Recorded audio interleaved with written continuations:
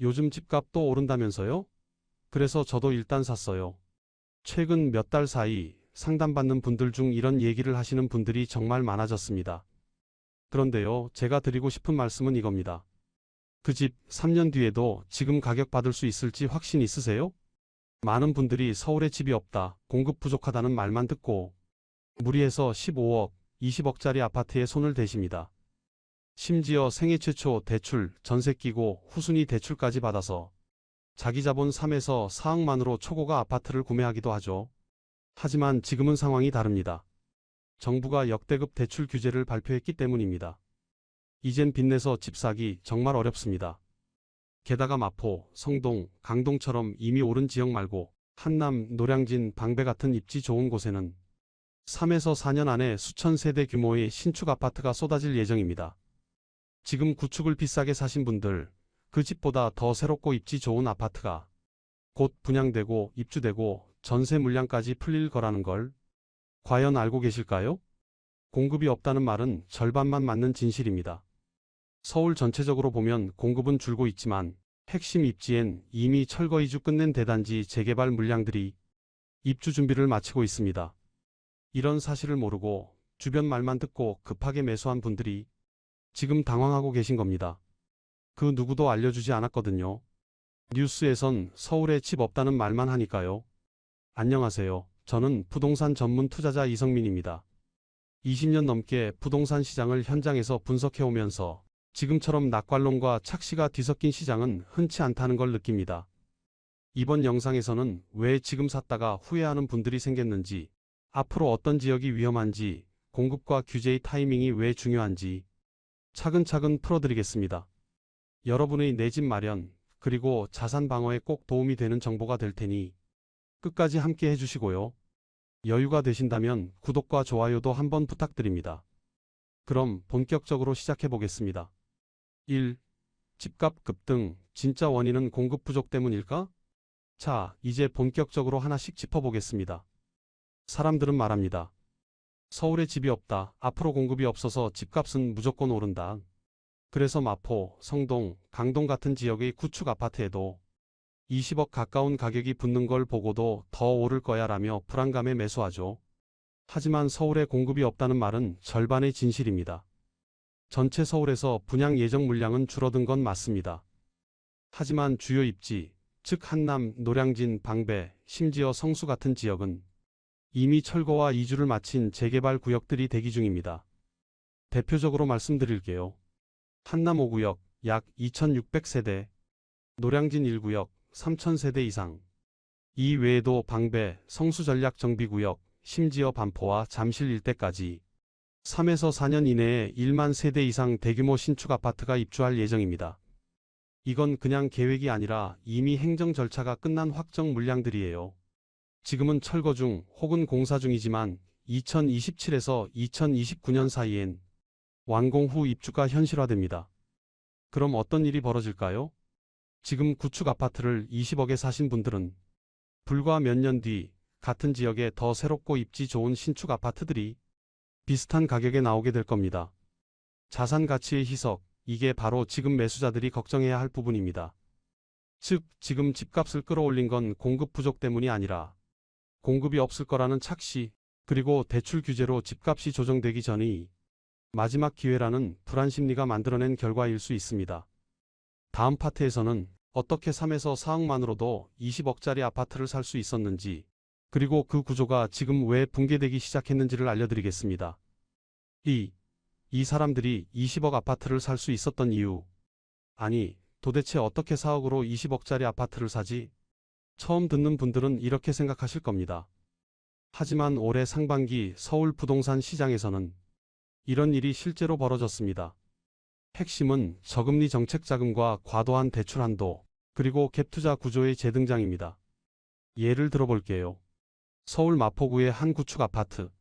시세 약 20억 원. 이 집을 실거주 없이 사는 구조는 다음과 같았습니다.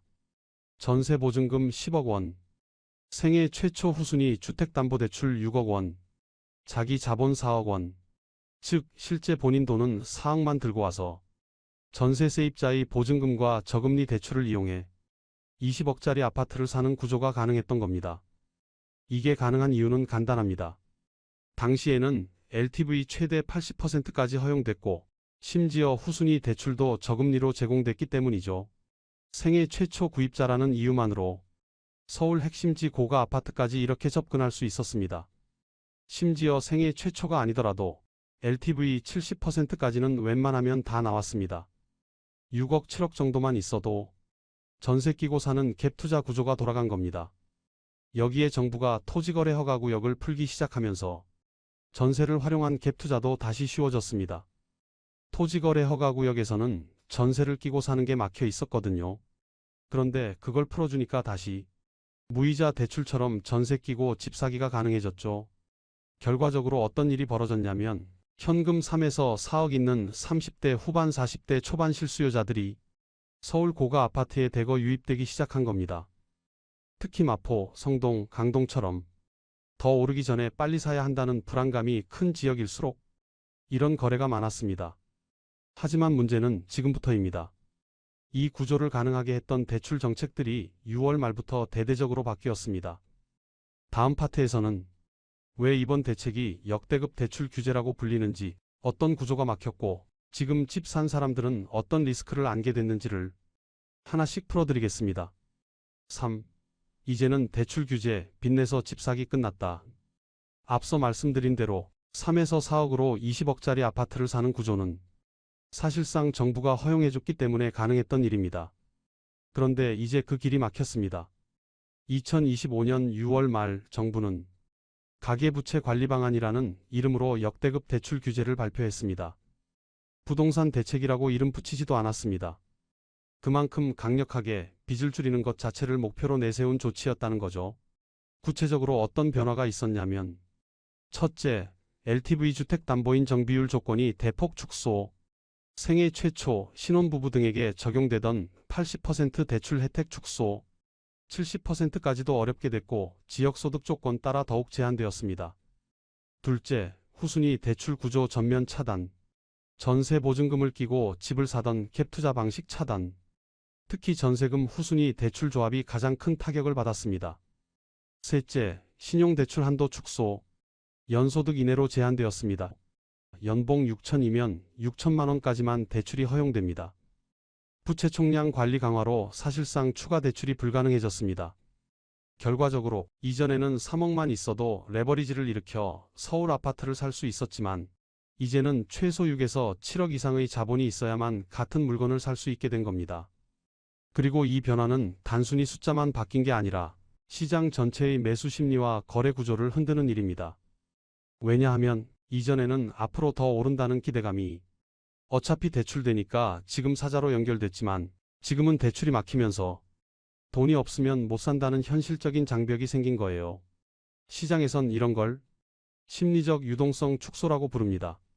실제 금리는 조금씩 내리고 있지만 정책이 대출을 틀어막아 버리면 실수요자의 매수 여력은 더 줄어드는 구조가 되는 거죠. 즉, 이제는 낙관론자들이 가격을 밀어올리는 시장 구조가 무너진 겁니다. 앞으로의 거래는 실제로 돈을 가진 사람만 움직일 수 있는 시장으로 바뀐다는 뜻이죠. 그럼 이런 대출 규제 이후 시장은 어떤 반응을 보이고 있을까요? 지금 당장 반포, 잠실, 방배 같은 상급지에서 입주 예정인 신축 아파트들의 전세가가 흔들리기 시작했습니다. 다음 파트에서는 왜 이제 막 입주하는 신축들이 집값 하락의 시발점이 될 수 있는지, 지금부터 어떤 지역을 주의 깊게 지켜봐야 하는지 알려드리겠습니다. 4. 진짜 위기는 앞으로 나올 신축에 있다. 지금까지는 대출 이야기였죠. 하지만 진짜 위기는 그 집을 언제, 어디에, 어떤 가격에 샀느냐입니다. 그리고 앞으로 그 집보다 더 좋은 집이 얼마에 나올 것이냐예요. 이걸 왜 강조드리냐면 지금 15억, 20억의 서울 아파트를 사신 분들 중 3년 뒤 후회할 분들이 나올 가능성 점점 커지고 있기 때문입니다. 그 이유는 입지가 비슷하거나 더 나은 신축 대단지 아파트들이 줄줄이 입주를 앞두고 있기 때문입니다. 지금 당장은 없어서 귀한 것처럼 느껴지는 서울 신축 아파트? 사실은 이미 철거 이주까지 끝내고 공사에 들어간 지역들이 꽤 많습니다. 대표적인 곳만 짚어볼게요. 한남 5구역 약 2,600세대 대규모 신축, 노량진 1구역 약 3,000세대 이상 공급 예정, 방배, 성수, 신림정비사업구역 다수 공사 중. 반포, 잠실 고급 신축 후 분양 예정. 이 지역들은 공통점이 있습니다. 입지가 뛰어나다. 이미 절차가 상당 부분 진행됐다. 입주 시점은 대체로 2027년, 2029년 사이다. 그런데 지금은 어떤가요? 마포, 성동, 강동 같은 지역에 2000년대 초반에 지어진 구축 아파트가 생초 대출과 전세를 끼고 20억 넘게 거래되고 있습니다. 하지만 3년 뒤에는 그보다 더 좋은 입지에 더 새로운 신축 아파트가 비슷한 가격에 등장할 수 있다는 거예요. 여기서 무슨 일이 생기냐면요. 1. 구축 가격은 오르기 힘들고 2. 신축은 프리미엄 없이 바로 들어올 수 있는 구조가 만들어지는 겁니다. 게다가 후분양 방식으로 나오는 단지들은 입주 시점에 전세 수요가 충분하지 않으면 호가가 밀릴 수밖에 없고 이는 곧바로 매매가 하방 압력으로 작용합니다. 실제로 최근 입주한 메이플자이 같은 단지에선 전세 호가가 급격히 낮아졌고 입주 장기화로 일부 매매 물건이 급매로 나오기도 했습니다. 즉 지금 시장은 공급이 없다는 착시에 빠져 있지만 현실은 공급이 늦게 터지기 직전인 상황입니다. 게다가 그 공급은 매우 경쟁력 있는 입지와 상품성을 가지고 있습니다. 그래서 지금 당장 매수한 분들이 3년 뒤 더 좋은 집들이 몰려 나올 때 과연 그만한 가치를 유지할 수 있을지 그건 생각보다 간단한 문제가 아닙니다. 자, 그럼 이런 상황에서 정부는 왜 이제 와서 이렇게 강하게 대출을 조이고 있는 걸까요? 그 배경에는 단순한 부동산 문제가 아니라 국가 재정과 금리의 흐름까지 엮여있는 중요한 사정이 있습니다. 다음 파트에서는 왜 정부가 갑자기 이런 강도 높은 규제를 꺼냈는지 그리고 그것이 부동산 시장에 어떤 장기적 신호를 주는지 짚어보겠습니다. 오, 왜 정부가 갑자기 이렇게 강하게 나섰나? 자, 그럼 궁금해지시죠? 정부는 왜 갑자기 이렇게 강하게 대출을 조이기 시작했을까? 답은 간단합니다. 이제는 정부도 돈이 없기 때문입니다. 지금까지는 대출을 잘 받을 수 있었던 이유가 바로 정부의 정책 자금 지원 덕분이었습니다.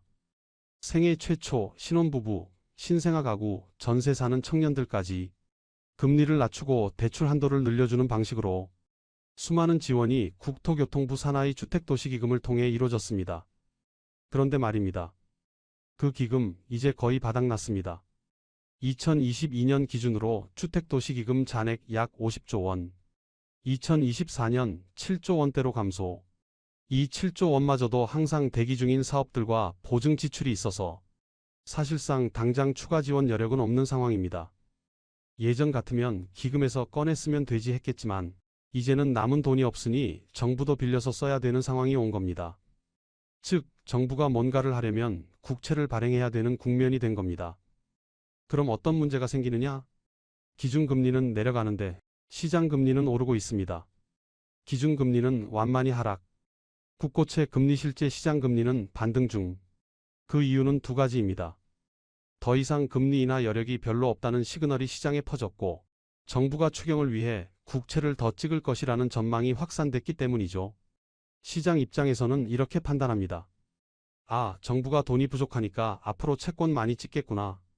그러면 채권 가격은 떨어지고 금리는 올라가게 되죠. 그럼 어떤 문제가 생기냐면 정부는 성장 산업에 돈을 쓰고 싶어도 가계가 계속 부채를 늘리면 전체 금리가 올라가서 정부도 숨이 턱턱 막히는 상황이 되는 겁니다. 정리하면 이렇습니다. 지금까지는 정책자금 플러스 낮은 금리, 누구나 쉽게 빚내서 집 살 수 있었음. 하지만 이제는 정책자금 고갈 플러스 국채 발행 우려, 시장 금리 반등, 정부도 가계도 무작정 부채 늘리면 국가 전체의 부담. 그래서 나온 게 바로 이번 대출 규제입니다. 집값을 잡기 위한 규제라기보단 가계와 국가 모두 빚내는 구조 자체를 줄이려는 철학의 전환이라는 거죠. 그래서 이재명 정부가 앞으로 돈을 써야 할 분야, 예를 들어 AI 산업, 첨단 반도체, 녹색에너지 같은 신성장 분야에 재정을 집중하려면 부동산 쪽엔 더 이상 지원을 쏟을 수 없게 된 상황이라는 해석도 가능합니다. 다시 말해, 이번 대출 규제는 단순한 부동산 가격 조정의 문제가 아니라 국가 재정과 성장 전략 전체의 방향 전환이라는 점에서 훨씬 중요한 시그널이라는 겁니다. 다음 파트에서는 이 규제가 누구에게 타격을 주고 누구에게는 오히려 기회가 되는지 즉 시장의 양극화 흐름이 어떻게 달라지고 있는지를 짚어보겠습니다. 6. 이번 대책, 누구에게 유리하고 불리한가? 이쯤 되면 궁금해지실 겁니다. 그럼 이번 대출 규제, 누구한테 진짜 타격일까? 먼저 결론부터 말씀드릴게요. 대출 없이도 고가 아파트를 살 수 있었던 사람들에게는 별 타격이 없습니다. 하지만 그 고가 아파트를 대출로 억지로 끌어올렸던 사람들에겐 이번 대책이 굉장히 직접적인 손실 요인이 됩니다. 예를 들어볼게요. 불리한 쪽 레버리지 기반 매수자들, 전세 보증금 플러스 생애 최초, 대출 플러스 후순위 대출로 고가 아파트를 산 30에서 40대, 특히 6억에서 10억 대출로 20억짜리 집에 들어간 실수요자, 이제 추가 대출은 어렵고 신축 입주 시 가격 하락에 대한 방어도 어려움. 이들은 자산 대비 부채 비율이 높고 집값이 조금만 흔들려도 타격을 받습니다. 특히 금리가 유지되거나 반등하면 이자 부담도 커지죠. 중립에서 유리한 쪽, 무주택 실수요자 또는 현금 여력자, 아직 집을 사지 않은 2030, 4050 실수요자, 고가 아파트에 접근할 수 없던 중저가 수요층, 시장 전체의 가열된 경쟁이 완화되면서 숨통이 트이기 시작합니다. 이들은 눈치 보기 장세 속에 더 합리적인 조건으로 집을 볼 수 있고 특히 지방이나 수도권 외곽 중저가 시장에선 거래 여건이 나아질 수 있습니다. 정부도 이들에겐 상대적으로 부담을 덜어주는 구조로 설계하였습니다. 한마디로 이번 대책은 빚의 크기에 따라 유불리가 나뉘는 구조입니다. 그리고 이 구조는 단순한 개인 문제를 넘어서 부동산 시장의 양극화를 완화하려는 시도로 해석할 수도 있습니다. 실제로 서울 아파트 상승장에서 가장 큰 수혜를 본 계층은 상위 20% 고소득자들이었습니다. 이들은 신용이 높고 대출 한도도 넉넉하며 전세를 활용한 갭 투자도 훨씬 수월했죠. 그런데 이번 대책 이후 이런 상위 투자층의 전략 자체가 흔들리기 시작했습니다. 갭 투자 구조가 막히고 대출이 줄어들면 자연스럽게 자본 격차에 따른 시장 장악력도 약화되죠. 그 결과 중산층 이하의 실수요자들에게는 조금 더 숨 쉴 틈이 생긴 구조라고 볼 수 있습니다. 물론 당장은 거래가 얼어붙고 시장에 혼란이 올 수 있습니다. 하지만 장기적으로 보면 극단적인 레버리지 기반 가격 상승이 차단되면서 시장이 조금 더 합리적인 방향으로 이동할 가능성도 있다는 것이죠. 다음 파트에서는 이러한 시장의 구조 변화 속에서 앞으로 가장 중요하게 봐야 할 변수 바로 공급 타이밍과 지역에 대해 좀 더 구체적으로 말씀드리겠습니다. 7. 앞으로 진짜 중요한 건 공급 타이밍과 지역이다. 이제 정리할 때가 됐습니다. 앞에서 대출 규제가 어떻게 바뀌었고 신축 공급이 어떤 구조로 예정되어 있는지 말씀드렸죠. 그럼 지금 우리가 가장 주의 깊게 봐야 할 건 딱 두 가지입니다. 바로 언제 그리고 어디에 공급이 쏟아질 것이냐입니다. 많은 분들이 부동산 시장을 볼 때 지금 오를까 떨어질까? 만 보십니다. 하지만 제가 투자자로서 가장 먼저 보는 건 공급 타이밍과 입지별 격차입니다. 첫 번째, 공급은 갑자기 쏟아지지 않는다. 지금 많은 지역에서 2027년, 2028년 입주를 목표로 공사가 진행 중입니다. 철거 이주를 마친 한남, 노량진, 방배, 성수, 반포, 잠실 이런 곳에 1만 세대 이상 규모의 신축이 줄줄이 대기 중입니다. 그리고 중요한 건 이런 물량은 단지 단위가 아니라 지역 단위로 몰려 있다는 것이에요. 즉, 특정 시기, 특정 지역에 매매 전세 물량이 동시에 풀리는 국면이 오게 된다는 뜻입니다. 두 번째, 지금 산 집보다 더 나은 집이 나올 수 있다. 이게 진짜 핵심입니다. 지금 마포, 성동, 강동 등에서 2000년대 초반에 지어진 아파트를 20억 가까이 주고 산 분들이 계시죠. 하지만 불과 2에서 3년 뒤에는 비슷한 가격에 더 좋은 입지, 더 신식 설계의 신축 아파트가 바로 인근에서 분양 또는 입주할 수 있습니다. 그럼 어떤 일이 생길까요? 지금 사둔 구축 아파트는 상대적으로 매력이 떨어지고 그 지역의 시세 중심은 자연스럽게 신축으로 이동합니다. 세 번째, 후분양 플러스 전세 리스크는 가격 조정 신호.